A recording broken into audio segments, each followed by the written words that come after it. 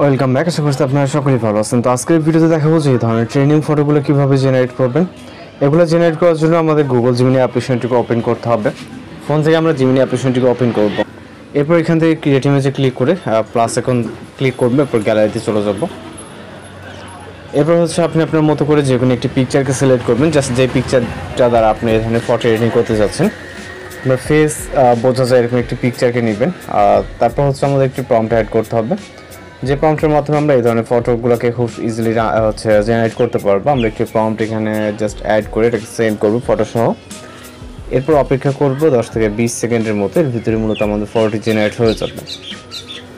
যারা চ্যানেল নতুন আছেন অবশ্যই চ্যানেলকে সাবস্ক্রাইব করে রাখবেন। এছাড়া আপনাদের রিকোয়েস্টেড কোনো কিছু যদি থেকে থাকে সেটাও আমাদের জানাবেন, আমরা ওই টাইপের ফটো বা ভিডিও এডিটিং টিউটোরিয়াল আপলোড দেওয়ার ট্রাই করব।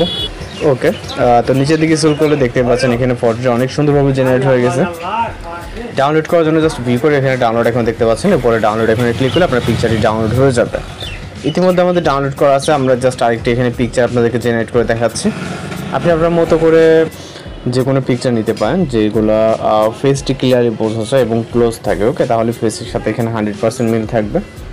পরবর্তী আরও একটি প্রম্পট আমরা এখান থেকে কপি করব। ওকে, এই প্রতিটি প্রম্পটের ভিডিওতে পেয়ে যাবেন। এছাড়া আমরা বেশ কিছু প্রম্পট শেয়ার করব। তো এখানে পরবর্তী প্রম্পটটিকে পেস্ট করব, ওকে, এবং সেন্ড করব।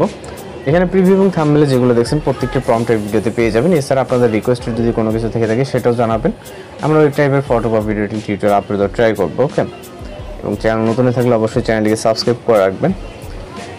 তো জাস্ট এখানে দেখতে পাচ্ছেন একের পর এক জাস্ট ডাউনলোড করার জন্য ঠিক একইভাবে ডাউনলোড করে নিতে পারেন। তো এইভাবে এই ধরনের ফটোগুলো জেনারেট করে নিতে পারবেন। তো ভালো থাকবেন, সুস্থ থাকবেন।